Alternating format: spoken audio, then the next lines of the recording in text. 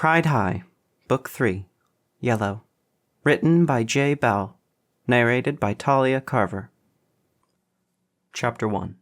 February 13th, 1993.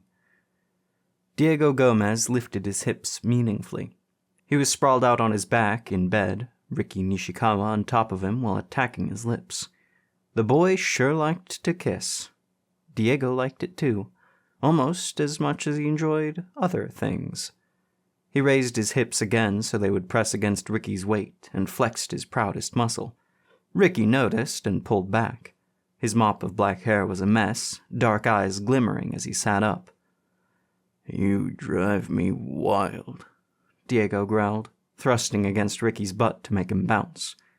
Ricky laughed and fell forward, bracing himself on Diego's chest, which was no accident. Ricky was always making excuses to touch his pecs, often gasping in appreciation. "The feeling is mutual," Ricky responded with a squeeze. "As in the verb, not the noun.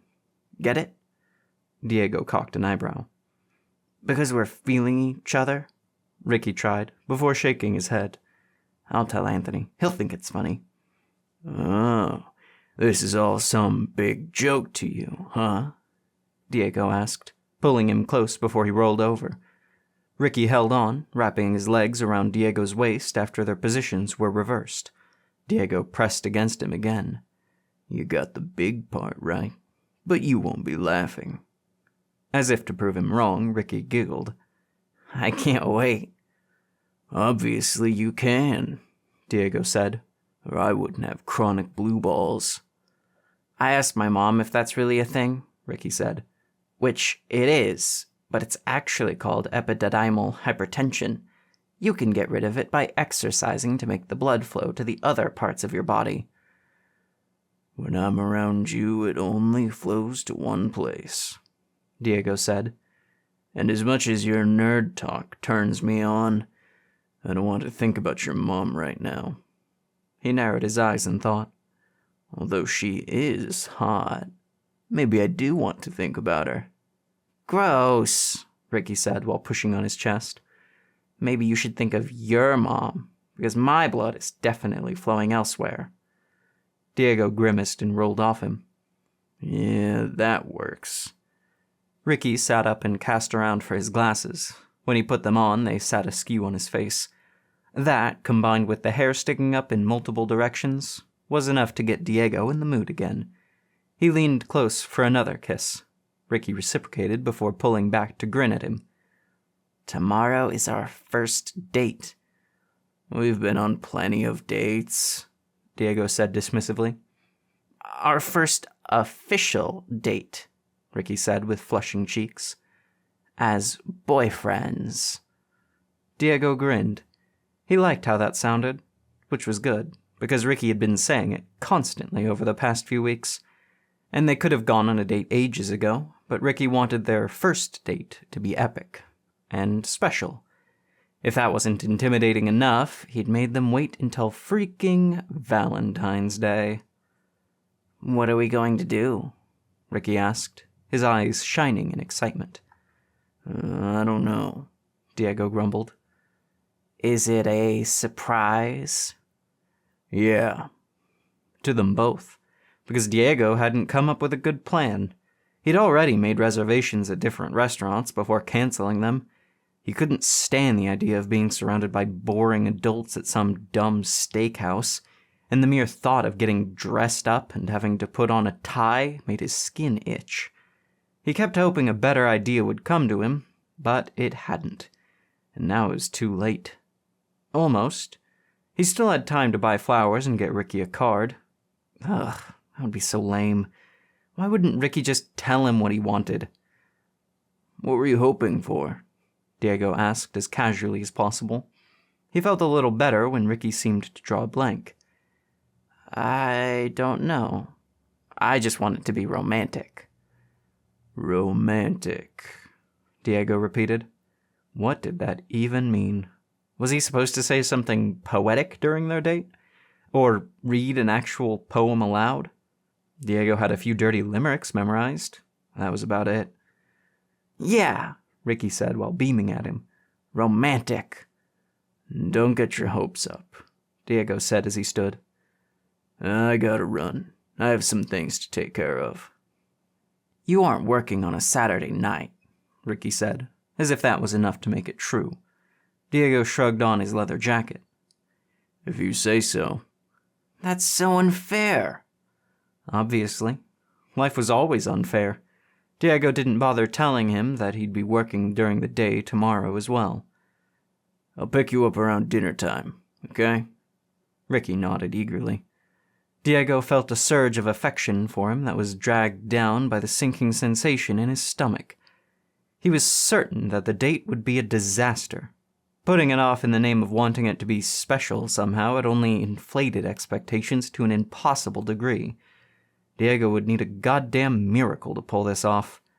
Ricky climbed out of bed before adjusting himself self-consciously, which was good for Diego's self-esteem. I'll show myself out, he said with a smirk. See you tomorrow, Ricky said after kissing him again. Yeah, see ya. Diego was lost in thought as he went downstairs, although he slowed when passing the kitchen. Mrs. Nishikawa, or Amy, as she insisted on being called, was standing in front of an electric mixer. She wore an apron, a dusting of flour decorating one cheek. The scene was so wholesome that it made him long for a time when home-cooked meals were still part of his everyday life. Both of his parents used to cook, before his dad had died. As a family, they used to sit down at the table together and eat. He used to squirm impatiently through each meal, always wanting to rush off and play with his friends. Now, he'd give anything to return to that table. His mom tried to keep things going after his father's suicide, but often forgot a meal. Diego had responded by fending for himself as much as possible, wanting to take the pressure off her while hoping she would return to normal, which had backfired. The more successful he was at taking care of himself, the more she had let go. Amy turned off the mixer and noticed him. Diego, she said with the same flushing cheeks that her son had inherited. I didn't see you there. Sorry, he said, intending to say goodbye and leave. His feet remained stuck to the floor. He had to know. What are you making? Oh, she leaned forward to peer into the living room as if wanting to make sure it was empty. It's a surprise. Diego tilted his head. You won't know until you've finished? Amy laughed. It's a surprise for my husband. Pineapple upside-down cake is his favorite. I don't think I've ever tried that. If you're here tomorrow, you're welcome to a piece. Ken can't finish it all on his own. She made a face. At least, I hope not. So, you guys are going to hang out here and eat cake all night? Diego asked. I'm sure we'll do more than just that, Amy said before blushing again. I didn't mean... She shook her head. When you get to be our age, spending time together is romantic enough. Although he usually surprises me with something little, and I try to do the same. This cake is special to us. Oh, yeah? She nodded. I made it for him on our first date. I knew he liked it because he used to go out with my roommate. When he invited me on a picnic, after they split up, I baked this cake to bring along. Ken still claims that the first bite is when he fell in love with me. Huh, Diego grunted. What about Ricky? Does he like pineapple upside-down cake? Amy shook her head. Not as much as his father. Ricky prefers cookies. Peanut butter are his favorite. She must have picked up on his desperation because she asked, Would you like the recipe I use? Yes, Diego said instantly. Wonderful. I'll write it down for you. He walked closer and watched as she opened a cookbook and began writing down information on an index card. Do you have any special plans? She asked. Diego was quiet a moment before answering. I don't know. It's a lot of pressure. Amy looked up from her cookbook with a sympathetic expression. Just be yourself. That's all that matters. My favorite part about that first date with Ken wasn't the food he worked so hard to prepare. I liked it best when he ran from the bees. Diego snorted. What? I mean it, Amy said with a titter. He wanted the picnic to be romantic, so he put a blanket between flower beds, which was nice, although he seemed uncomfortable. He kept sweating as we started to eat. I thought he didn't like the sun. When we had dessert, the bees around us were attracted to the sweetness. One landed on Ken's hand, and when I told him, he leapt to his feet and ran. He kept running all over the park. I laughed so hard I could barely breathe. I thought it was adorable. Diego grinned. So I just need to cover myself in honey and get swarmed by bees? Just be yourself, Amy repeated. And make memories together. Anyone can buy candy and flowers. Do something that is special to both of you. Ken knew that I liked picnics, and I knew that he liked cake. We met in the middle. Something special to both of us, Diego repeated, not feeling any closer to finding an answer. You'll do fine. Amy handed the index card to him. A gesture is nice, but spending time together is all that really matters. Diego hoped that was true. Sooner or later, most people wanted more from him, and he never seemed capable of giving it. Call if you have any questions, Amy said, nodding at the recipe. Thanks. Depending on how it goes, it'll either be you or the fire department that I call. He said goodbye, went outside, and got into his car. Diego started the Trans Am, intending to drive home so he could catch up on some repairs. Then he looked down at the index card, thought of the excited expectation he'd seen in Ricky's eyes, and decided to stop by the grocery store along the way. From the passenger seat of a station wagon, Anthony alternated between peering through the windshield and shooting accusing glances at his boyfriend. He grew increasingly tense as they passed Main Street and continued to the southwest side of town, where there wasn't much of interest. Not for two teenagers, anyway. "Where are we going?" he asked. Cameron's response was infuriatingly calm. "You'll see." "I hope it isn't a surprise," Anthony said, analyzing every lip twitch and nervous darting eye for a clue. He continued to stare at his boyfriend's face, even after he was certain he wouldn't find the answer there. Anthony loved the kindness in his blue eyes, the helmet of chestnut brown hair, and the gentleness of his smile, which never wavered, even when Anthony scowled. "And it better not be romantic." "God forbid," Cameron said easily. "What do you really have against Valentine's Day? Did you not get enough cards when we used to build mailboxes back in grade school? Hey, is that done here in Kansas? Or was that unique to Maine?" "You mean for cards?" Anthony remembered decorating an old shoebox before cutting a slit in it. "We did that too. It was fun." He still had every single Valentine Omar had given him, although he decided not to mention that fact. "It's the grown-up version I can't stand." "I know," Cameron said hurriedly. "We talked about that already." "Love shouldn't be commercialized," Anthony continued regardless. "I hate the pressure and expectation. Like, if you don't buy someone a box of chocolates on this particular day, somehow it means you don't love them. Doesn't matter how good you are to each other up to that point or how long you've been together. My parents still celebrate Valentine's Day and they've been together for ages." "Maybe that's their secret," Cameron murmured. Anthony shook his head. "No way. It only proves that you can get married, have kids, and do everything right, but still feel pressured to buy overpriced junk for your partner once a year. And don't even get me started on flowers." "I wasn't planning to," Cameron said. Anthony barely heard him. "I can't think of a more depressing symbol of love than chopping off a bunch of roses so someone else can watch them slowly die." "You've got me there," Cameron said. "It is a strange tradition." "Exactly. I refuse to be a part of it." Cameron pulled into a parking space. "So, I shouldn't have gotten you flowers?" "Definitely not," Anthony said, crossing his arms over his chest. He'd been relieved when Cameron picked him up from home to see that he hadn't been carrying a bouquet. "Too bad," Cameron said as he turned off the engine. He nodded through the windshield. "Because I got you flowers." Anthony blinked and looked around. He saw a sprawling park dotted with buildings made of glass that shimmered in the afternoon sun. Greenhouses, but not the kind used to grow flowers for misguided holidays. A wooden sign confirmed his suspicions. Lily Fay Botanic Garden. No flowers were harmed in the making of this Valentine's Day date, Cameron said. Have you ever been here? No, Anthony admitted. I swung by the other day to make sure we'd like it, Cameron said. And I think you will, if you'll give it a try. Anthony realized he was being ridiculous and finally relaxed. Nobody was forcing him to participate in anything against his will.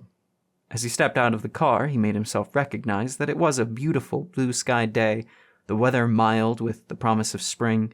He could either rage against exploitative capitalism or focus on how much he loved his boyfriend. Easy choice. They approached the first and largest of the greenhouses. Cameron insisted on paying for tickets, which was appreciated. Anthony didn't have a source of income. His boyfriend restored and sold antique furniture, a money-making venture that he found incredibly hot to envision. Anthony often imagined him shirtless and sweating while sanding at table, Cameron's tight muscles slowly becoming coated with a thin layer of dust that would need to be washed off, while he watched. Or helped. That train of thought was leading to an awkward reaction, so Anthony made himself focus on their surroundings as they entered the greenhouse. Lush green foliage filled every inch that wasn't dedicated to the path or the small winding creek. As golden beams of sunlight warmed his face, he could practically feel his skin greedily soaking up the rich moisture in the air. Anthony looked over at his boyfriend and realized that they were both smiling. "This is really nice," he said. "What a great idea." "I'm glad you like it," Cameron replied. "I wasn't sure if you would." How could he not? Although, when he focused on the people instead of the plants, he was less enchanted. Numerous couples were strolling hand in hand, or stopping next to flowering plants to hug and kiss one another. Usually, while other couples hovered nearby wanting to do the same. Which was dumb, because romance was supposed to be spontaneous, not something you lined up for. Whoever ran the botanic garden had a shrewd mind for business, though. They had set up tables near the entrance that were covered with construction paper and art supplies, so kids could make Valentine's Day cards. A couple of employees babysat them, leaving the parents free to sneak in a romantic moment or two. "Each greenhouse has a different climate," Cameron said as they began to explore. "Have you seen them all yet?" "Nope. I only checked this one briefly, and was already blown away. Oh look, a cute little path." Small flat stones led around tall palms and thick ferns, diverging from the main trail. Cameron was wearing bedroom eyes as he took Anthony's hand to lead him down the path. At the end of it, they found a stone bench on a small tile patio. A straight couple was sitting there while snuggling, so they quickly turned around to give them their privacy. Anthony held his tongue. This would have been the perfect place for a date on any other day, but as they continued to explore, the same thing kept happening. Anywhere private enough for a smooch was already occupied. "Let's try somewhere else," Cameron said, perhaps having reached the same conclusion. They walked across the grounds to another greenhouse, which was bursting with flowers and was even more crowded because of it. They stuck around long enough to check out some of the species on display, since many were like nothing they'd ever seen. The next greenhouse they tried was a tropical environment, birds flying from tree to tree while singing happily. Their joy was contagious as Anthony and Cameron stopped to watch a rainbow of fish swim through a pond. Anthony was enjoying himself, although he could tell that his boyfriend was becoming frustrated by the lack of privacy. They were out to their friends and family, but still had to be cautious in public. People weren't used to seeing two guys touch each other, not in a way as gentle as holding hands, so they chose their moments carefully. Cameron seemed relieved when they went to a greenhouse dedicated to a desert climate. Very few people lingered there, which was their loss because the giant cacti and chunky-leaved succulents were excitingly alien when compared to the rolling plains of Kansas. "This is so cool," Anthony breathed. "I've never been to a real desert before. Have you?" Cameron nodded. "My family took a trip to New Mexico when I was little. There weren't any sand dunes, it wasn't that kind of desert, but I remember beige dirt and empty sky for as far as you could see." "Sounds amazing." Anthony sat on a rustic wooden bench so he could take it all in. Cameron settled down next to him and squirmed restlessly before he dug into the pocket of his aviator jacket. "Are you hungry?" he asked when pulling out a plastic baggie. "We should eat these before they melt." Anthony looked down and saw that the baggie was filled with chocolate bonbons, the kind normally found in a fancy box of chocolates, which was on the list of things he'd told his boyfriend he didn't want for Valentine's Day, along with flowers and a card. "It doesn't have to mean anything," Cameron said sheepishly. "It's just a snack." Anthony stared into his concerned blue eyes and felt like a royal idiot. He'd only been focusing on his disdain for the holiday, while Cameron obviously cared about Valentine's Day. Enough to find a way of giving Anthony flowers and chocolates without appearing to do so. He could imagine him emptying out a heart-shaped box in panic just to avoid offending him. God, he was sweet. And so was his offering. "Yum," Anthony said with maximum enthusiasm as he chewed a bonbon. "These are really good. Thanks." Cameron seemed relieved. "You're very welcome." "The whole day has been great," Anthony said. "You're better at this whole Valentine's thing than me." "I always thought it was kind of nice," Cameron said with a shy smile. "An entire day dedicated to love." He forced the happiness off his face. "I get where you're coming from, though. The commercialization and—" "Forget about all that," Anthony interrupted, leaning over to give him a chocolatey kiss. "I'll be right back, okay? I have to do something." He grabbed another bonbon, popped it in his mouth, and stood. Anthony hightailed it back to the first greenhouse they had visited and made a beeline for the table where kids were making a mess with the art supplies. "Scoot over," Anthony said as he squeezed between a chubby little girl and a grimy little boy. "Hey, this table is for kids only," the boy complained. "I'm the same age as you," Anthony said as he grabbed a pad of construction paper. "Nuh-uh, you're too big." "I take my Flintstones vitamins every day," Anthony told him. "I was your size last week." "Really?" the boy asked, sounding intrigued. "Yup," Anthony assured him. He chose green paper and began cutting out leaf shapes.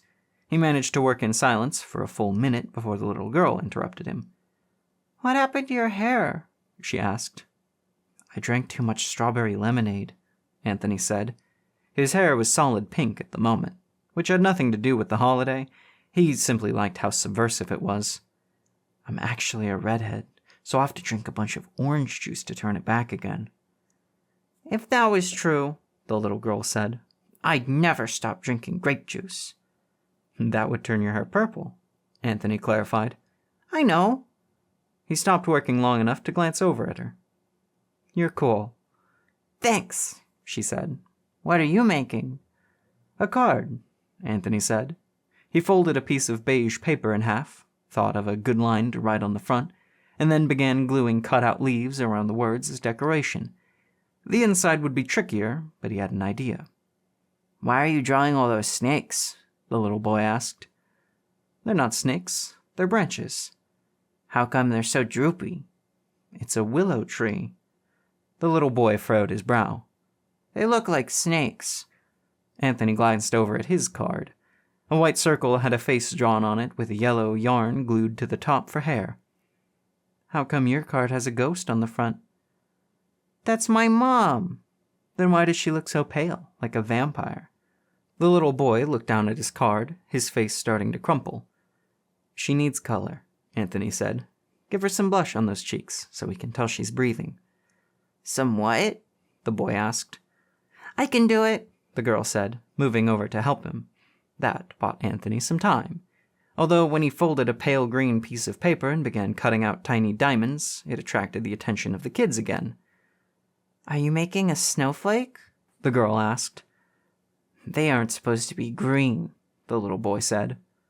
"Watch and learn." Anthony swept the tiny green diamonds into piles. He swiped a bottle of glue from a toddler who was slowly eating it and squeezed little dots over the branches of the willow tree. Then he gathered up the green slivers of paper and stood, holding them above the card. "Are you ready for this?" he asked as the kids pressed closer around him. "Confetti time." He let the green paper diamonds rain down on the card, most of them striking glue dots and becoming leaves. He blew off the rest, causing scraps of paper to spiral through the air, some of them clinging to the toddler's sticky cheeks. The kids around him cheered. "Never forget what you've witnessed this day," Anthony said. "Your life may depend on it." He stood and turned around, surprised to see Cameron standing not far away while wearing a bemused smile. Anthony walked over to join him. "I made you something." "A valentine?" Cameron said when accepting it. "But I thought you hated this." "Isn't about me," Anthony interrupted. He nodded at the card. "It's about us." He watched as Cameron read the front, which said, "You won't believe how much I love you." His boyfriend looked up and already seemed on the verge of tears. "I always liked the dumb puns." "Me too," Anthony admitted, feeling nervous about the inside. Cameron opened it. He saw the willow tree first, their special place where they had first kissed, confessed feelings, and still cuddled up under to stay warm. Then his eyes moved to the left panel of the card, where Anthony had written more. "In my heart, I'm always celebrating Valentine's Day with you." The line was cheesy, but also reflected how he truly felt. The holiday didn't make him believe in love. Cameron did. His boyfriend moved close. They glanced around, relieved to see that nobody was paying attention to them. Anthony leaned forward to accept his kiss. "I love it," Cameron said, pressing the card to his chest before he examined it again. "I'm surprised how good it is." "You can thank the local public library for that," Anthony said with a laugh. "And my mom for taking me there whenever they had an arts and crafts day." "You know what my favorite part is?" Cameron asked. "Seeing how good you are with kids." His eyes darted to the side. "Although their parents might not thank you." Anthony followed his gaze. Most of the kids were making their own confetti now and tossing it into the air. The garden employees were exhausting themselves trying to contain the mess. "I'm sure it's biodegradable," he said with a smirk. Cameron was still smiling at him. "You'll make a great father." "Remind me to take another pregnancy test," Anthony joked as they walked away. "Hey, I want to give you something else besides that card." "What's your idea of romantic? That, doesn't cost money. I'm broke." Cameron thought about it a moment. "A massage would be nice." "You like those?" His boyfriend shrugged. "We've never gotten one before. It just sounds good. And maybe a foot rub? For the same reason. I don't know what I'm missing." Anthony laughed. "I'm not touching your feet unless they're freshly washed." Cameron grinned. "What about the rest of me?" Anthony pictured getting to squeeze and rub Cameron's entire body, even his feet. "Yeah," he said, his voice squeaking. "I think we can manage that." And if the day kept going like this, Anthony would have to reevaluate his opinion of Valentine's Day, because he was beginning to see more pros than cons. Chapter 2, February 14th, 1993. Mindy nudged her friend and pointed, which would have been rude under other circumstances, but the mall corridor was busy enough that nobody would notice. "Right there," she said excitedly. "He's desperate." Keisha leaned closer, as if using Mindy's arm as a targeting site, before she laughed. "He probably works here, in one of the department stores. He's gotten, I hate my job, but at least I'm on break expression." "He's a last-minute shopper," Mindy said, shaking her head. "You can tell from the way his dress shirt is partially untucked and his hair is messed up on one side. Almost like he rolled out of bed and realized what day it is." She narrowed her eyes when the man stopped in front of a jewelry store. "The only question is whose bed?" "Even from here you can smell his mistress on him," Mindy said before covering her mouth. "Either that or he's been snuggling a bucket of old seafood." Keisha laughed. "Girl, you are bad." They watched the man enter the store and point at different items on display. He kept shaking his head each time the clerk checked the price. They couldn't help laughing when he rubbed his temples wearily while his purchase was ringed up. I hope he spent enough to get himself out of trouble, Keisha said. If he's really two-timing, I hope he didn't, Mindy countered.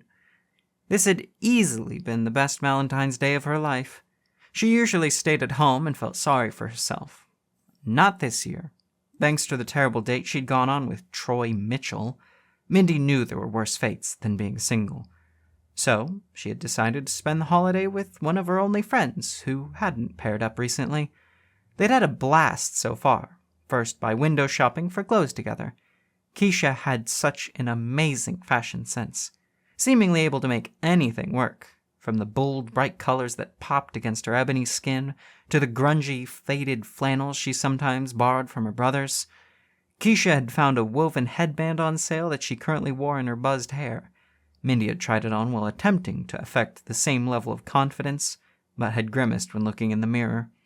Once they tired of shopping, they treated themselves to ice cream and finished it while watching the various couples on display, like they were doing now. That home is about to be wrecked, Keisha said, nodding toward two couples strolling together. The girl from one pair was talking enthusiastically to the guy from the other, while their respective partners appeared bored. They're probably only friends, Mindy said. I could barely think of anything to say to Troy on our date. I've noticed lots of couples today who weren't talking to each other. Maybe that's just how it is. Friends are for good conversation, lovers are for the rest. My parents talk a lot, Keisha said. Mostly about me and my siblings, or at least they talk at us, when we aren't doing what they want. But I've overheard some of their private conversations. It's never juicy, but they seem to enjoy each other's company. Mindy sighed. I would love a guy who wanted to talk all day. Wouldn't you? Keisha seemed to hesitate before answering. If it was the right person, then yes. Mindy thwapped her friend's knee in excitement. Pretend we're out of time and we have to find someone, right now. She glanced around at the available options, already searching. We've only got 5 minutes till the world ends, and whoever you choose, you have to spend the rest of eternity with. Keisha said, her head slowly panning left and right. This is hard. That one, Mindy said, pointing at a guy with creamy brown skin and broad shoulders. He looks like he's in college, Keisha said, sounding surprised. I'm not going to spend the rest of eternity with someone who hasn't graduated high school, Mindy chastised. I need a guy with deep thoughts. Did you notice that he's carrying a bag from Walden Books? I bet he's got a great big brain, among other things, she added with a titter. Keisha chuckled.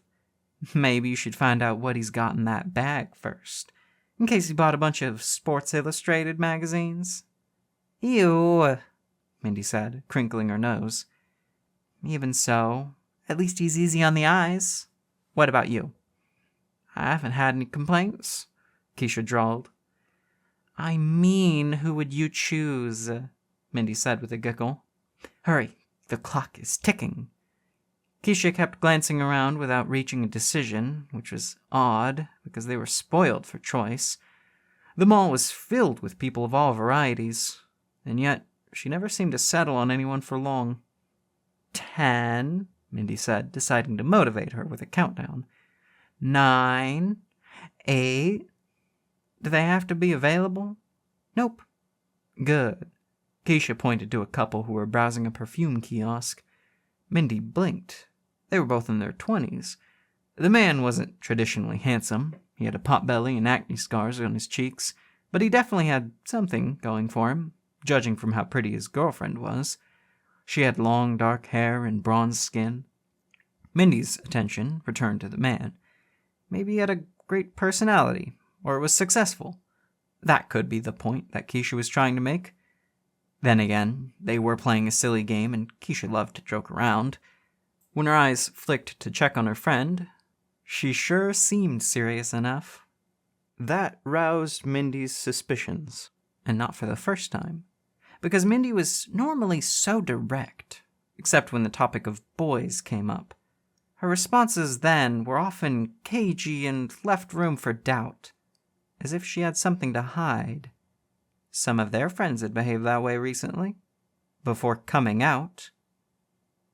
"I respect your choice," Mindy said. Then she blanched. "Not that it's a choice. Because I pressured you. I mean..." Keisha raised an eyebrow. "Thank you?" Mindy pretended to look elsewhere so her blush was hidden. How could she broach the subject discreetly while still showing her support? "Cameron is taking Anthony to the botanic garden today," she said. "Isn't that romantic? I used to have a crush on him. Cameron, I mean. Now I love him. And I've always loved Anthony. I'm so glad they found each other. What they have together is beautiful." "I envy them," Keisha said evenly. "And I worry about them." "How come?" "'Cause not everyone is so understanding about that sort of thing. Straight guys especially. Unless it's two women, and they think it's hot." "I hate double standards," Mindy said with a huff. "So do I. But girls can be just as mean about lesbians. I guess people feel more threatened when members of their own tribe defect." "That's so wrong." "Do you think so?" Keisha asked, turning to meet her eye.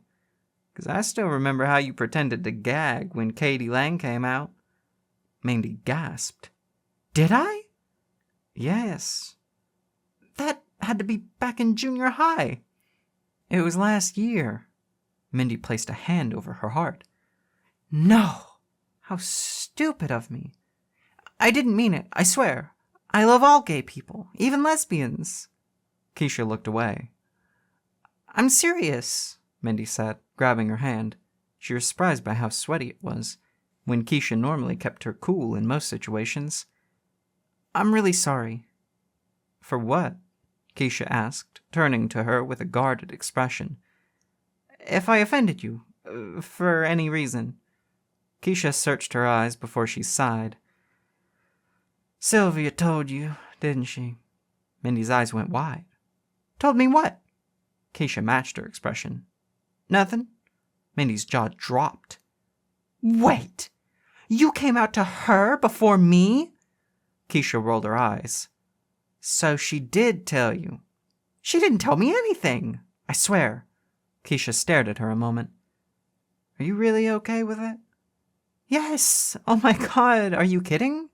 Mindy leaned against her friend while squeezing her hand. "I love you just the way you are." Which you still haven't said out loud. Not to me, anyway. Keisha leaned close with half-lidded eyes, like she intended to show Mindy exactly what she was. "I'm a lesbian." "Good," she said, her cheeks flushing in response. "I'm not, but you make me wish I was." Keisha smiled and pulled back. "That's just about the nicest Valentine I could have hoped for. And for the record, I only told Sylvia first because I thought..." She sighed. "Actually, it was the most embarrassing moment of my life." "What happened?" Keisha released her hand and stood, nodding toward the flow of traffic. "I had a terrible crush on her, and still do." Mindy hurried to follow her, the pieces clicking into place. "So that's why you two finally started hanging out after all these years. But wait, Sylvia isn't... I mean, I wondered sometimes." "She's not," Keisha confirmed. "But I was into her enough to convince myself otherwise. Even though she has a boyfriend." She shook her head at herself. "Love is blind and has a big mouth." "Wait, you told Sylvia how you feel about her?" Keisha winced as if in pain. "I thought it was going to be our big moment. I bared my heart, expecting her to do the same. Instead, she got distracted and wandered off. I wish I was exaggerating, but I'm not." "I'm so sorry," Mindy said. "If it makes you feel better, I'm always falling for people who aren't interested. Even one of my best friends, who is a lesbian that I fully support, chose some other girl over me." "Are you kidding? You're all sorts of hot." Mindy felt a thrill race up her spine. "You really think so?" "Yeah." Keisha stopped walking, her brown eyes mischievous. You're the stuff of dreams, girl. The ginger hair that always smells like strawberries, all those kissable freckles on your cute little nose, and the way you nibble your bottom lip when nervous. Smoking hot. Don't get me started on your body. I don't want to make you uncomfortable, especially if you truly support me. Of course I do, Mindy said. You're the coolest girl I've ever met. That you actually find me attractive is the best Valentine that I've ever gotten. She threw her arms around Keisha's neck and kissed her on the cheek. Keisha laughed, and after offering her arm, they continued down the mall corridor. I've been wanting to tell you, she admitted, ever since Anthony and Cameron came out. Why didn't you? I'm not ready to go public yet. And even if I'd known you'd been cool with it, I figured Sylvia would need more time before taking that step. I imagined us having a secret relationship. Didn't want to rouse anyone's suspicions. If people knew the truth about me, they would start to wonder about the woman at my side. Or so I imagined. That's so considerate, Mindy said. You'd make a great girlfriend. Thank you. Mindy struggled with a question before deciding to voice it. Do you drink tap water? Tap water, Mindy repeated. Sometimes, Keisha said. Why? Is that code for something? No, Mindy said. It's just that there are a lot of gay people in Pride. I'm pretty sure Ricky and Diego are an item. Diego Gomez? Really? Keisha's surprise was replaced by a slow smile. Wait, you think there's something in the water? In stories, it's always the well that's poisoned, Mindy said before laughing at herself. In fact, I'm going to start drinking tap water every day. If it works, you're taking me to prom. Keisha chuckled. I don't think Pride has more than its fair share of gay people. We just hide easier than most. The way I see it, everyone is afraid to be their true selves to some degree. If we all got comfortable with that fact, and agreed to simply be who we really are, just imagine how much happier the world would be. Mindy liked that idea. It meant the town she lived in was a happier place, a gayer place than average, and she was happier too, because Mindy was now a little closer to one of the people she loved most. Sylvia wasn't sure what to expect when arriving at Omar's house. He answered the door wearing a black dress shirt, and he smelled like cologne, which was fine, although she preferred his natural scent, since there was always a hint of sweat, reminding her of carefree summer days. Omar's dark hair was freshly cut a few inches above his shoulders. His smiling eyes sparkled when he saw the red dress she wore. Sylvia had bought it for her quinceañera, or her sweet 15 as Mindy translated it. The dress wasn't the elaborate ball gown tradition demanded, but for her, wearing a dress at all was a special occasion. You look amazing, Omar breathed. I mean, you're always stunning, even without the dress on. His eyes became unfocused, as he probably imagined exactly that. Sylvia shook her head and kissed him back to reality. You're very handsome, even with those pants on, she teased. They feel weird, he said, pulling at the slate-gray fabric. My mom bought them for me when my aunt got remarried.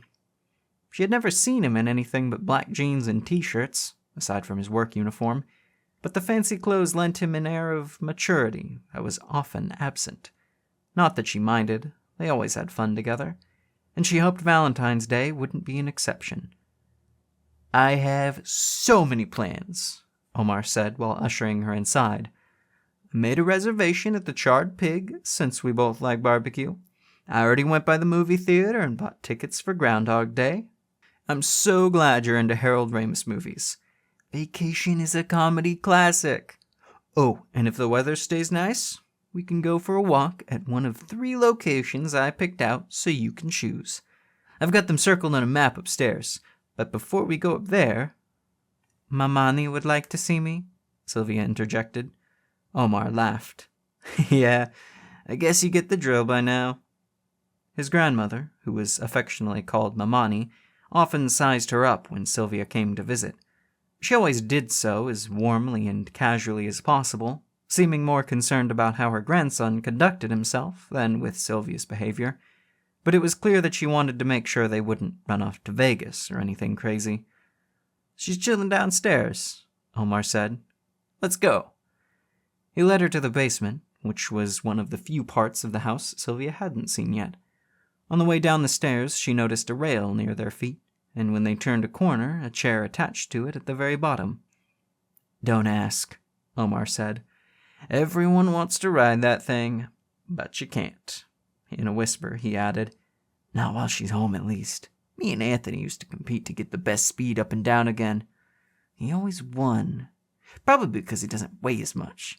I bet you'd be fast, too." "I'll try to resist the urge for now," Sylvia murmured as she glanced around. The basement was fully finished and divided into multiple rooms. They were in a hallway with a pair of doors to either side.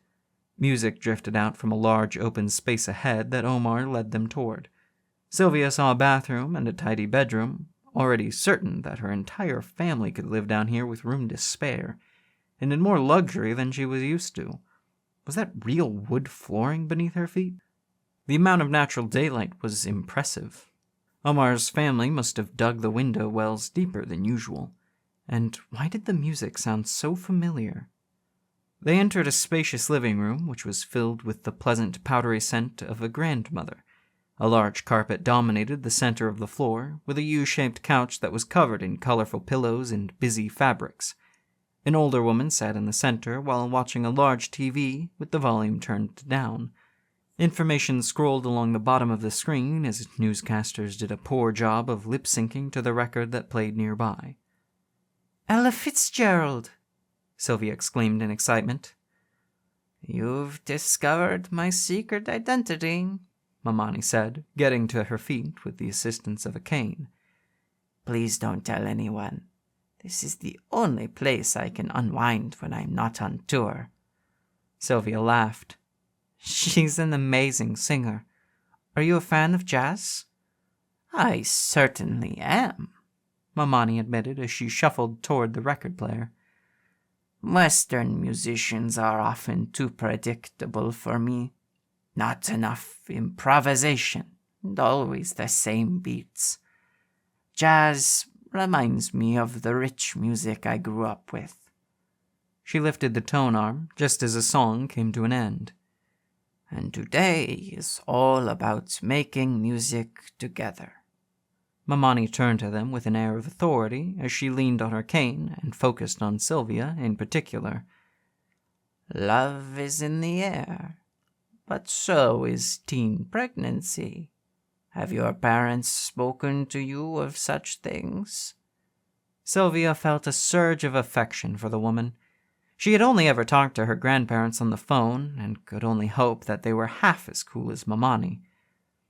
"That's near the top of their worry list, so yes, we've had the talk." Mamani turned to Omar. "So has my grandson, but I wonder if he paid attention. You know how to use a condo?" "A condom," Omar corrected. "And yes, Dad showed me how to put it on a banana. My only question is if I'm supposed to eat the banana before or after we have sex." Mamani's face remained perfectly impassive as she swept at his feet with her cane. Omar barely managed to leap backward to avoid it. "Such a smart mouth," she said evenly. "Have a seat, both of you, because you are spending Valentine's Day with Grandma." "What?" Omar cried. "No, I was only kidding. We have reservations and movie tickets." "Then I will go with you," Mamani said, but she had a twinkle in her eye as she turned to Sylvia. "Or perhaps we should leave him at home and have a girls' night out." "I honestly wouldn't mind," Sylvia said. When she saw how crestfallen Omar became, she added, "Although some other time, if that's okay. I've never had a boyfriend on Valentine's Day before. I'm looking forward to our date. But, nothing else is going to happen. I'm not that excited. Mamani nodded in approval. I am pleased that your head remains attached to your shoulders. She smiled broadly. Such a beautiful pair you make. Come, let me take a photo, and then you can have your special day together. She hobbled over to a side table to pick up a disposable camera. Omar had opinions about the best light in the room and the direction they should face. Sylvia felt like she was about to embark on a prom date instead of going up to his room. Do you think your mom is going to frame that photo as well? Sylvia teased as they went upstairs again. There was an 8 by 11-inch portrait of them in the living room that made her cringe each time she saw it, even though they did make a striking couple. My mom gets a little overexcited sometimes, Omar said, playing it off like he was any different. He stopped in front of his bedroom and slicked back his hair. Then he flashed a bashful smile and opened the door before stepping aside so she could see. Happy Valentine's Day. Sylvia walked into his room and was thoroughly confused. The bed was lined with floating heart-shaped balloons, half a dozen on each side. The disturbed air made them bump into each other and sound like muted bongos. At the end of the bed, a small folding table had been set up and held a vase filled with a dozen red roses. Sylvia stared for a moment, resisting the urge to laugh, especially at how it all surrounded the bed, as if she would be laid to rest there. She imagined people having to push through the line of balloons just to pay their respects. She turned around for an explanation. Omar was watching her with worry. Then his shoulders slumped and he sighed. So, this wasn't my original plan, he said. I was hoping to get you a ton of roses. A dozen of a dozen. But you'd be surprised how expensive they are. I still wanted to go big, though, so I upped the amount of balloons instead. Sylvia turned to consider the scene again. When I am ready to lose my virginity, please don't decorate the bed. That's not what it's supposed to be, Omar said, hurrying forward. I tried putting the balloons in one big group, but they kept getting tangled up, and I wanted you to see how many there really were, so I lined them up, and crap. It does look like some sort of sacrificial altar. She watched him try to gather the balloons, which refused to behave. Just as he said, they kept getting tangled up until he was stuck somewhere in the middle of them all. Sylvia laughed. She couldn't hold back. And she wanted to sigh affectionately when he put on a hangdog expression and asked, Do you like it? I love it, Sylvia assured him. But next year, you don't have to go big. A little gesture is enough. She walked over to admire the roses. These are lovely. Yeah? Omar asked with a grin. Yes, thank you. You're welcome, he said. I just feel so much for you that it's hard to find a gift that can represent it enough. Sylvia smiled in appreciation. It really is the thought that counts. She reached for the backpack she favored over a purse and pulled out a small box. I hope. You got me something? Omar said, coming over to see it. I love it. You haven't even opened it yet. Doesn't matter. This is the nicest little black box I've ever seen. He looked up in surprise. Wait, is this a ring? Sylvia snorted. No. Omar shook the box, which jingled with the sound of metal striking metal. It is, he said. Shouldn't you be down on one knee for this? Or do you want me to be? Sylvia swatted his arm playfully. Just open it, and be careful. He tore at the box flaps, but was more cautious when shaking out the contents. A simple fishing lure fell into his palm. Hey, it's a spinner, he said. Flip it over, Sylvia suggested. The lure consisted of a multi-pronged hook attached to a flat piece of metal that had words engraved on it. Omar noticed and read them aloud. You're a great catch, he guffawed before grinning at her. I freaking love it. Good, she said, feeling genuine relief. because she had experienced the same pressure to express herself through a gift. It's meant to be symbolic. I doubt that's a good lure, but it is a promise of more fishing dates, if you like the idea.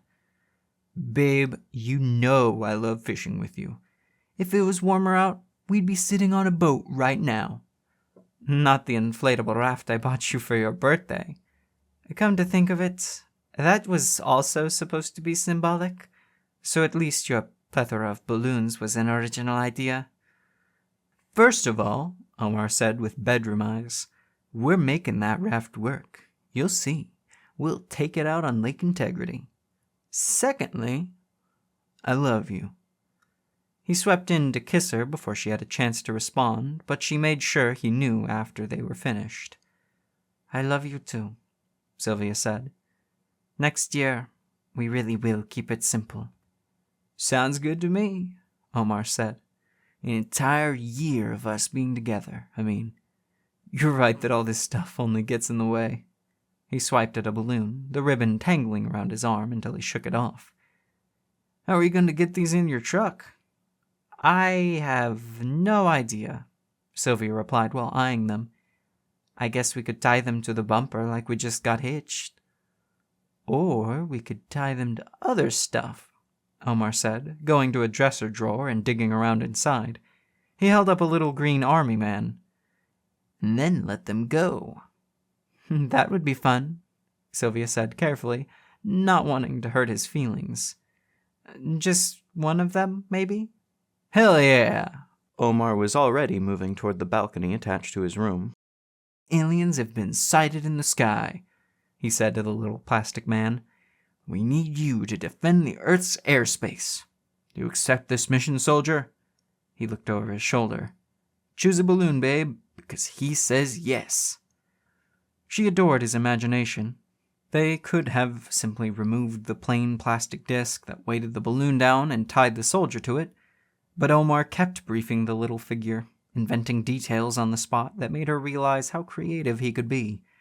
Not a complete surprise, considering how often he filmed silly sketches, but his improvisation skills were impressive.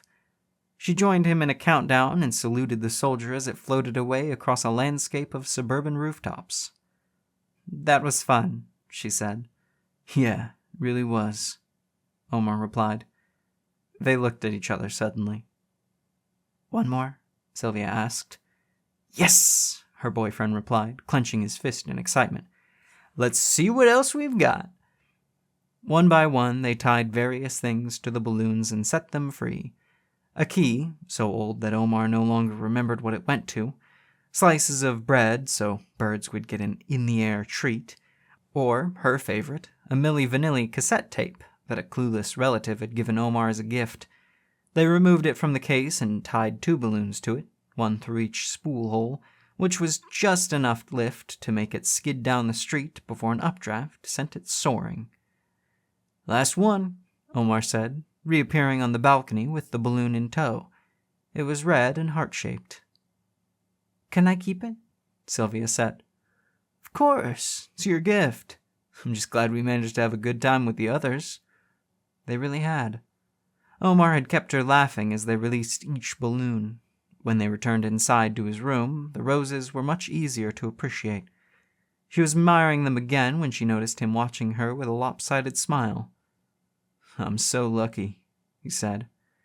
He certainly knew how to make a girl feel loved. And he looked so damn handsome, with his dark hair wild and windblown from their time out on the balcony. How much longer until that dinner reservation? She asked. We'll have to leave in about an hour. And your parents are still out? With my sister, yeah. They used to drag us both along on their dates. I think it's weird. She nodded, but not in interest. And isn't it around this time that Mamani takes her nap? Yeah, he said, then his eyes got a little wider. How come? Sylvia shrugged. Remember when you told Anthony that I gave you a blowjob? Omar squirmed. Technically, I only let him believe that it was you, but I'm still really sorry about She raised a hand to stop him. I don't want to talk about the things we never did. I want to do the things we've never really talked about. Omar squinted. Huh? She tried again. I want to make you an honest man. Oh, so you would... Omar went rigid. Oh, for real? Sylvia nodded. She grabbed one of the canvas chairs and dragged it closer to him. Sit down, she said. Yes, ma'am. She pretended to be thrilled over some unexpected discovery and clutched her hands together in front of her chest. Aren't you Omar Jafari? She said enthusiastically. The big-shot director that all of Hollywood is talking about? Yes, I am, Omar said, making his voice sound deeper.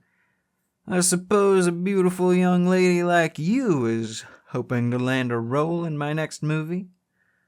No, I'm not here to sell myself, Sylvia said with a gentle shake of her head before she resumed her role. I'm just an adoring fan who wants to express her appreciation for your art. Then you'll want my autograph, Omar said, patting the pockets of his slacks and the space between them. I know I have a big fat marker around here somewhere. I can help you look, Sylvia said, getting down on her knees. She slowly undid the buttons of his slacks, thinking of the handful of times they had gotten off in front of each other in recent weeks. She had even grabbed it once while they were making out. This would be much more involved, and she didn't know if she could do it right. But she was eager to try, because the hunger in his eyes had her seriously turned on. What's your favorite movie of mine? He asked while lifting his hips so she could shimmy his pants and boxers down. Record Store Girl, she replied, referencing the project they had worked on together. That one came straight from the heart, Omar said in a strained voice as she took hold of him. That he managed to be sweet, even in the intensity of the moment, only made her love him more.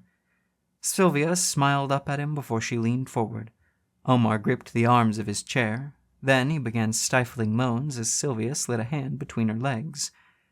Next year, they could definitely skip the presents, because as far as she was concerned, this was a much better way of expressing their affection for each other. Chapter 3, February 14th, 1993. Ricky was increasingly confused as Diego drove them outside the city limits of Pride and into the darkness beyond. He glanced over, the thick features of his boyfriend's face cast in crimson from the red dashboard lights, and was reminded of just how intimidating he could be. He looked like some sort of demon. A huge, super-hot, leather-jacket-wearing devil who would have no trouble convincing Ricky to sell his soul, because even now he was willing to let Diego take him anywhere he saw fit.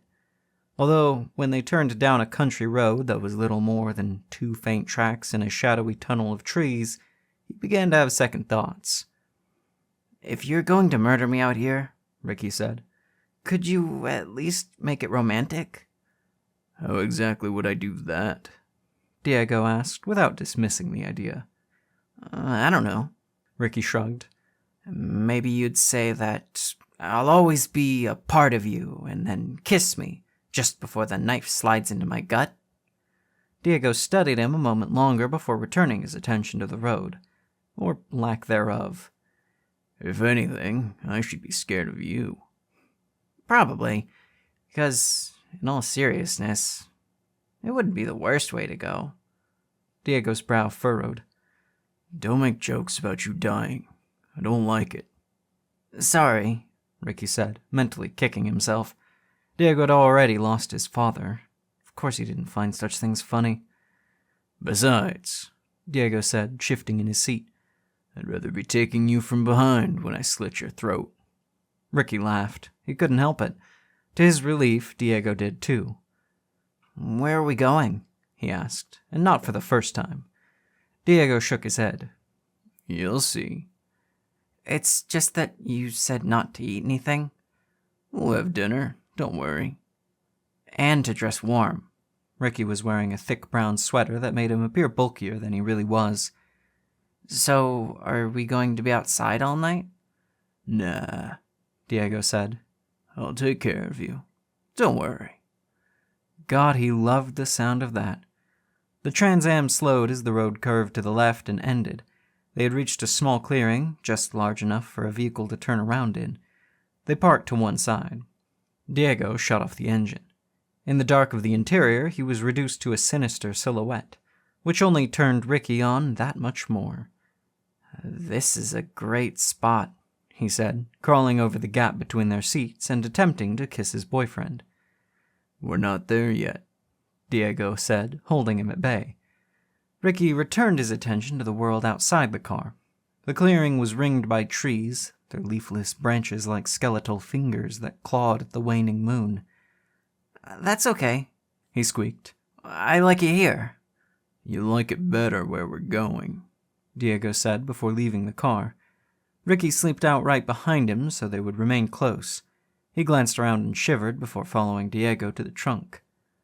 You're not going to leave Frankenstein out here all by himself, are you? He intentionally referenced the car's nickname to remind Diego of his affection for it. He's not scared of the dark, his boyfriend responded. Are you?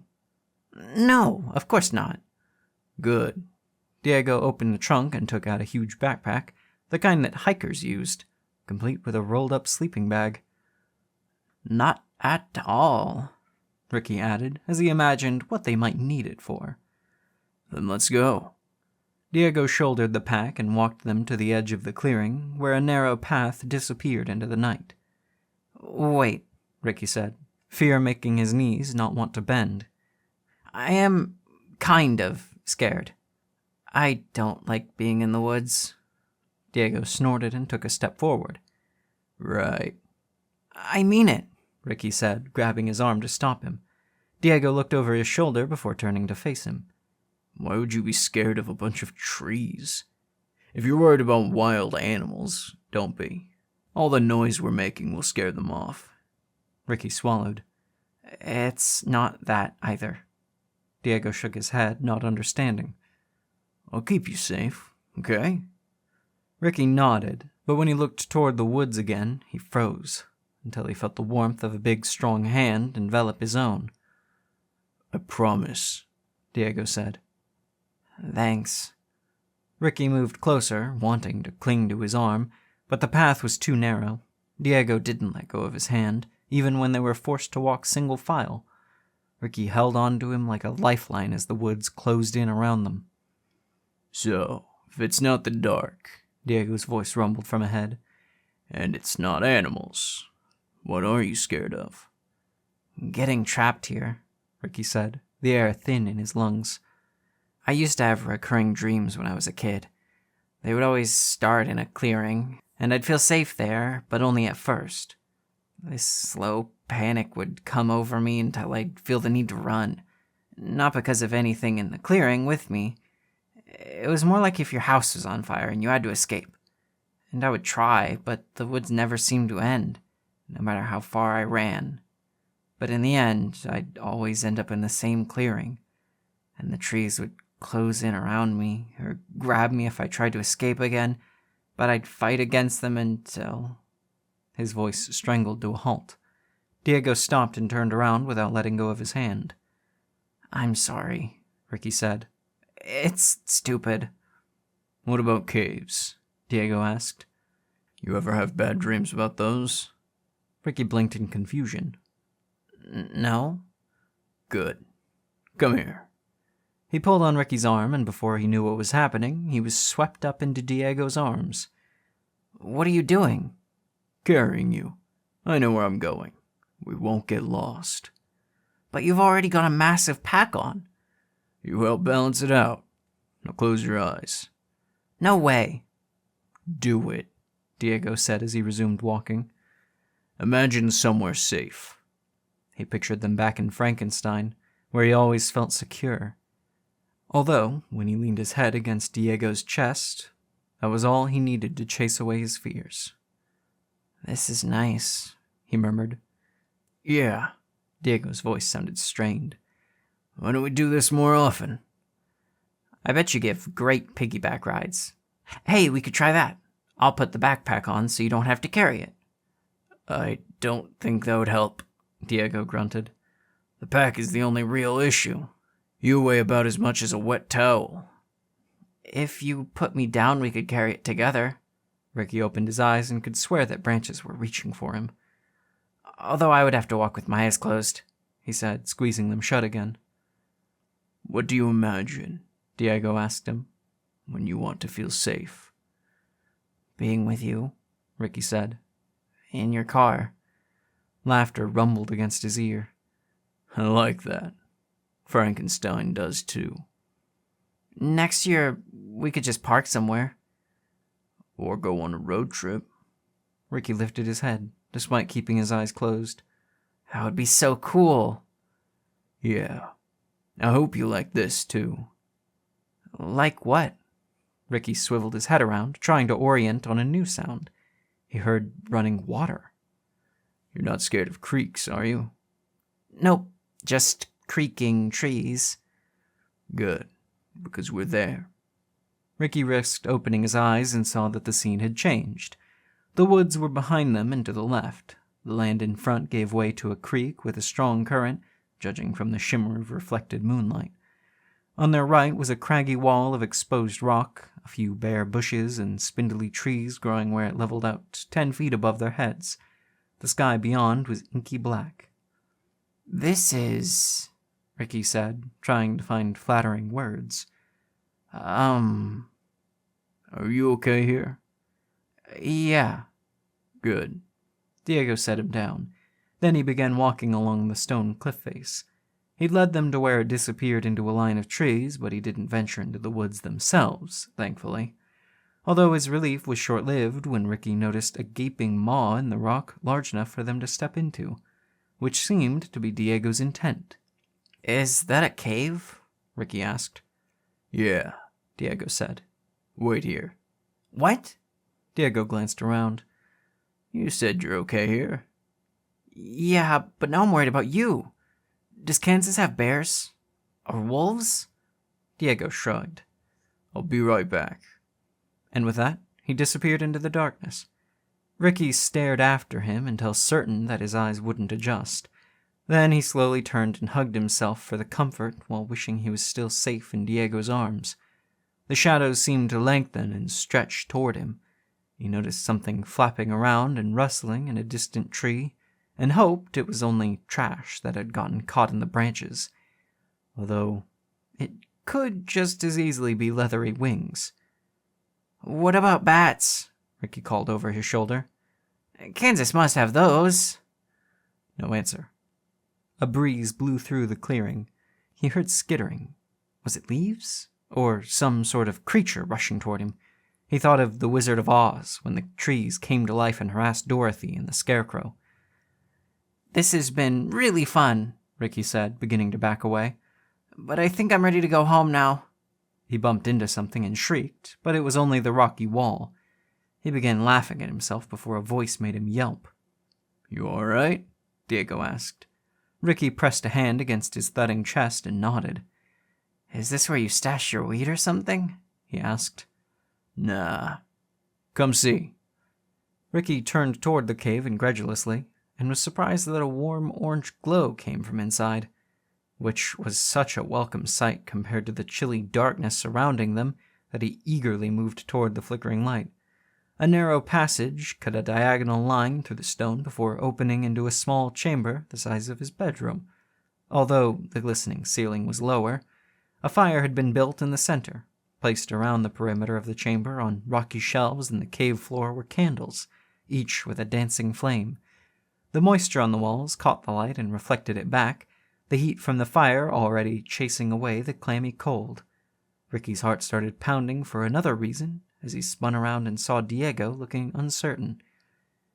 It's beautiful, Ricky told him. I love it. A smile tugged at Diego's cheek, even though it failed to manifest. All the comforts of home, he said, kneeling next to the pack. He had already unrolled the sleeping bag near the fire. Now he pulled out a battery-powered radio, a Tupperware container, a 6-pack of beer, a 2-liter bottle of cola, and filled plastic bags from a grocery store. Ricky moved to help him. Are we having a picnic? He asked when sorting through everything. In a cave? Isn't that what people do on Valentine's Day? Diego asked with a smirk. No, but they should, Ricky said with a wild grin. This is going to be amazing. Yeah. Diego studied him before looking satisfied. Cool. He tore open one of the plastic bags. We got potato salad, buns, some hot dogs to roast over the fire, stuff to put on them. Are we going to do s'mores too? He asked. Nope. I actually made something for dessert. Diego nudged the Tupperware container toward him with a guarded expression. Ricky opened it, expecting to see more pot brownies like he'd gotten for Christmas. Instead, the most wonderful scent reached his nose. Peanut butter cookies! He cried happily. I love these. I know, Diego said with a casual shrug. You really made them? Ricky didn't wait for an answer. He shoved an entire cookie in his mouth and began chewing while moaning in pleasure. Wow, he said after swallowing. These are almost as good as my mom's. There was a funny aftertaste that he couldn't place, but it wasn't bad exactly. Yeah? Diego asked. Yeah. To prove it, he shoved another cookie in his mouth. Diego looked concerned. You might want to slow down there. Don't worry, Ricky managed to say before he resumed chewing. Then he swallowed. I'll still have room for dinner. When my mom makes these, I usually sneak a few before meals. I prefer starting with dessert.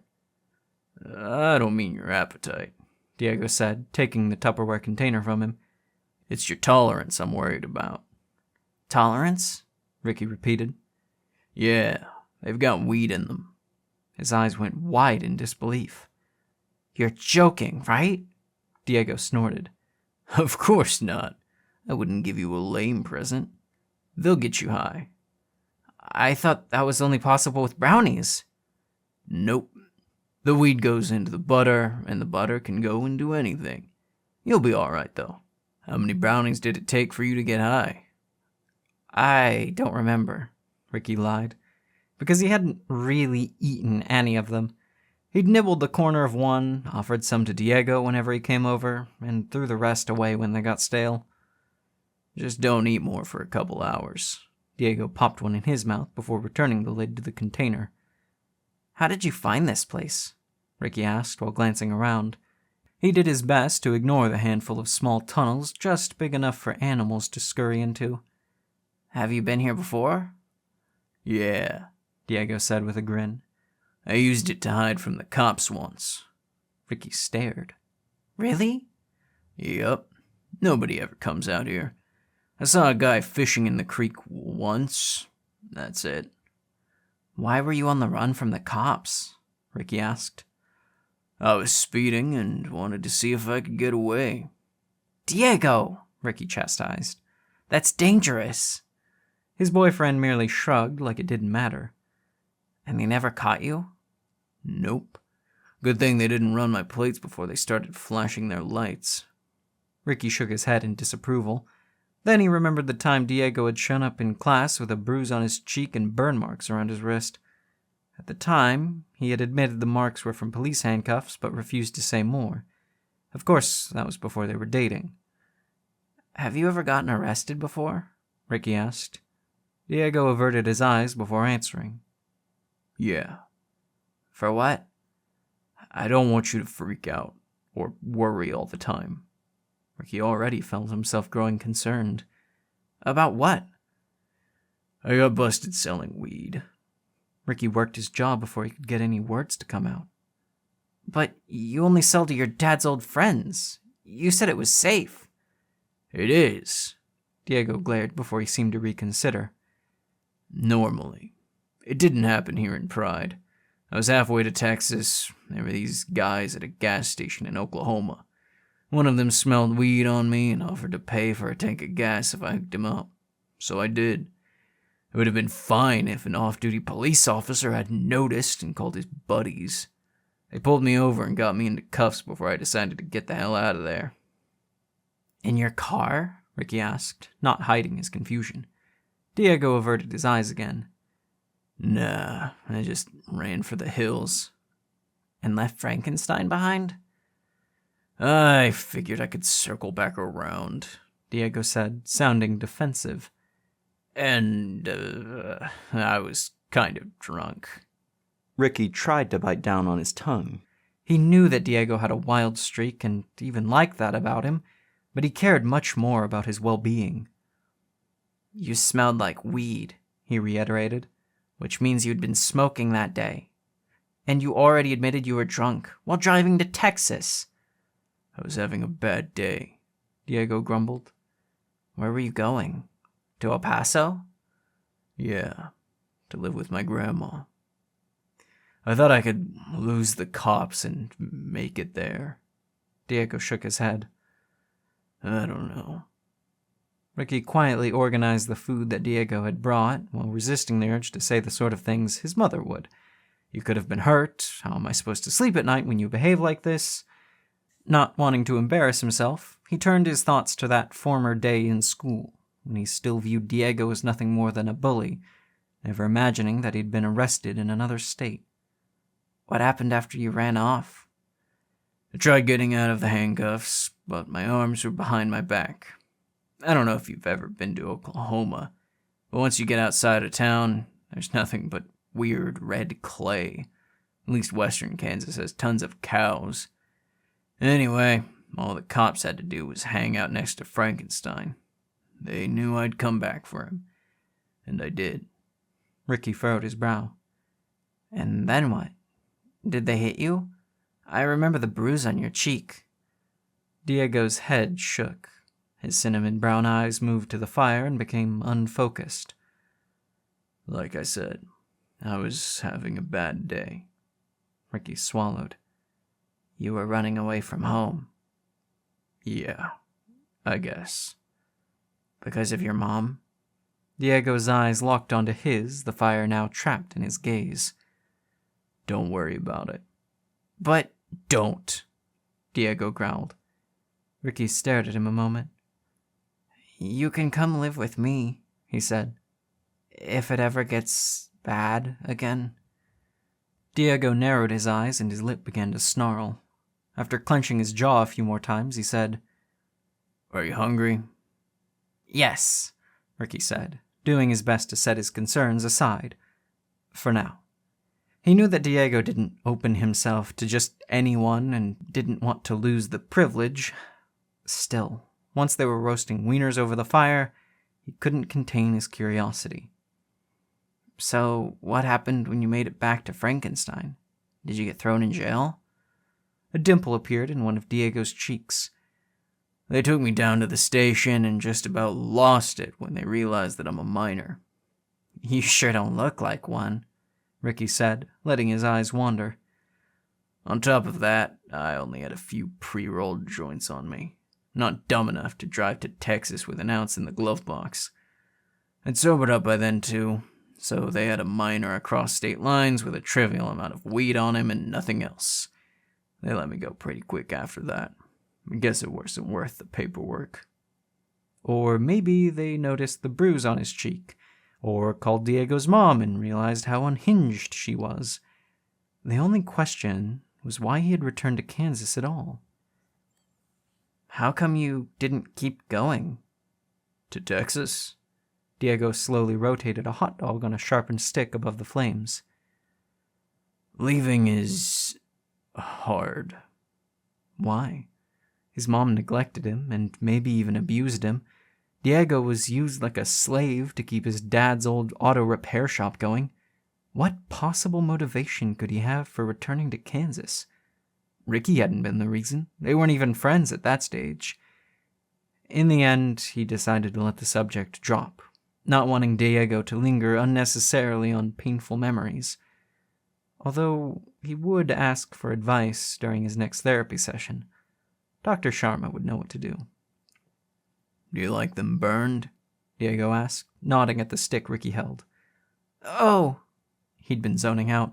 The hot dog was beginning to blacken and bubble, but nothing a ton of mustard and ketchup couldn't fix. Ricky was ravenous. Barely letting it cool, he ate half the hot dog in 2 greedy bites, forcing himself to swallow when he noticed a bag of chips. "Pass the cheese puffs," he said, practically salivating in anticipation. Diego watched him munch a handful before laughing. "I guess the edibles are kicking in." "Are they?" Ricky said. "Because I feel perfectly normal. Although a peanut butter cookie does sound really good. Can I have another?" He grabbed the Tupperware container and opened the lid. "Looky at all the cookies," he cackled happily. There were so many, and he was going to eat them all. Diego snatched the container away. "I don't think so. Get some real food in your belly." Ricky happily complied. The hot dogs and buns were generic, but tasted incredible. He felt like weeping with joy as they chewed together. Diego was such a great guy. Handsome and mysterious and deep and also handsome. Some hands? Hand him some handsome hands? What a weird word. "Are you doing okay?" Diego asked. Ricky realized that he was staring at his own hand while opening and closing it. "I think I might be high," he said. "You think so?" Diego reached for the radio and turned it on. After tuning back and forth, snippets of sound and voices fading in and out of the static, a funky beat filled the cave. "MJ!" Ricky cried, hopping to his feet. "I love Michael, and I love this song!" Ricky didn't know how to dance, but he loved to anyway. And, like so many kids of the 80s, he had done his best to imitate Michael Jackson's impressive moves while growing up. He leapt around gleefully as "Remember the Time" echoed through the cave. When he noticed Diego grinning at him, he tried harder, doing his best moonwalk before jerking around like the zombies in the music video for Thriller. That made Diego laugh. Ricky went to him, grabbed his hands, and tried pulling him to his feet. Diego resisted before finally getting up, but he refused to dance. "I'm more of a mosh pit kind of guy," he said. "You're my boyfriend," Ricky replied, grinning ear to ear. "Oh my God, I can't believe it." Madonna's Deeper and Deeper began to play next. Ricky twirled around, did catwalks up and down the length of the cave, played an invisible guitar during the bridge, and shook his butt in front of Diego to make him laugh again. And he just about lost it when he caught Diego moving his hips to the rhythm. Ricky took his hand, and to his surprise, his boyfriend kept pace with him, his inhibitions dropping away as he really began to dance. He didn't spring around like Ricky did, but his feet moved with the beat, his torso gyrating alluringly. They were working up a sweat when the DJ interrupted their fun with meaningless prattle. "Ah," Ricky groaned in complaint. Diego didn't seem to mind. He was still grinning. "You're really something," he said. "And you're really some hands," Ricky replied. "Are you feeling okay?" Diego asked. "I feel great," Ricky said, and he did. "Nice. I'm buzzing too."